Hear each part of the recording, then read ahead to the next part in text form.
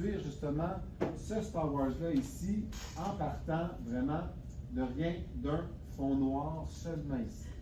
Donc, première étape extrêmement simple, on va commencer à faire une écriture ici, horizontale ici. On va venir mettre une écriture ici. Comme d'habitude, si vous aurez l'habitude, on va l'effacer. En majuscule, toujours, Star Wars, on va l'écrire. Là, vous ne le voyez pas, parce que c'est en noir. Donc, pour ça, on va venir après ça modifier juste ici.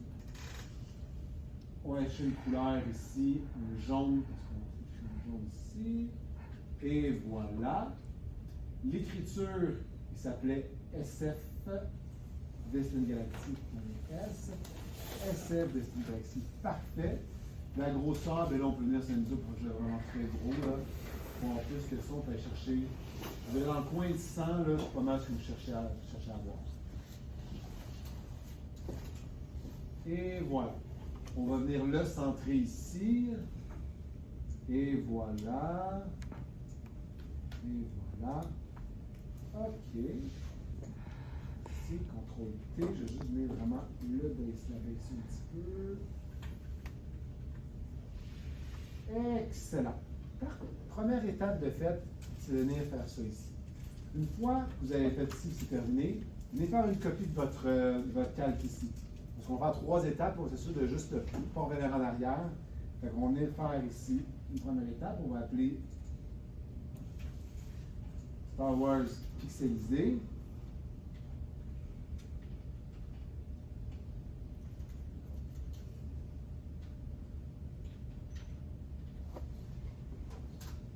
Et voilà. Oui.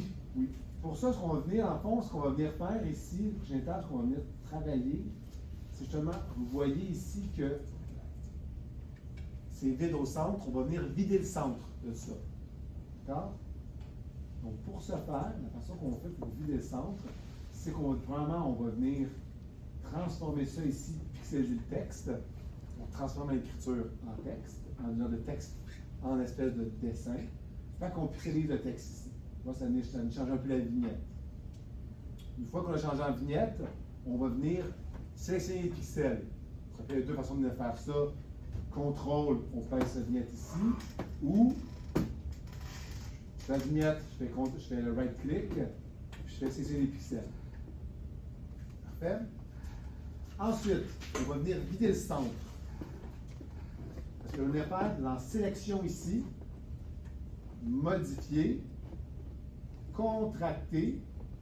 Je vais venir contracter de 5 pixels. Vous voyez, la sélection est rendue plus petite maintenant. Et là, pour venir enlever l'intérieur, ce que je fais, c'est pas le bouton backspace, là, comme quand on efface des lettres. On va venir sur supprimer. Supprimer, c'est le bouton qui se trouve au-dessus de vos flèches.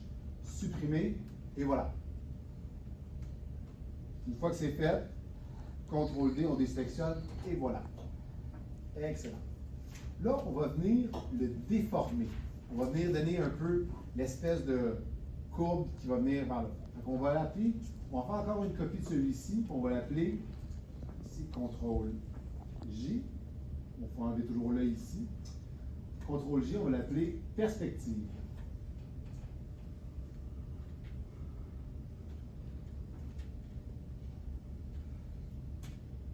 Parfait. Pour faire la perspective, ce qu'on va faire, on va ajouter un petit élément qui va venir justement faire déformer ça. Parce que maintenant, ce n'est plus une écriture, c'est une forme vectorielle, ça ici. Donc, on vient dans édition, déformation de la perspective ici. C'est 2 étapes simples. Premièrement, on va venir, vous avez maintenant, vous pouvez créer un cadre ici, là. On va venir automatiquement, on vient créer le cadre ici. Essayez de le faire pas trop gros autour, d'être relativement proche et relativement symétrique par rapport à Star Wars. Vous voyez, c'est quand même collé près des lettres. Il dépasse d'un côté et de l'autre correctement. OK, c'est bon. On lâche. Parfait. Le cadre est là. Deuxième étape, on s'en va ici choisir en haut. Vous avez disposition, déformation. On sélectionne déformation. Vous voyez, le cadre a changé. Là. Il n'y a plus de petites lignes à travers.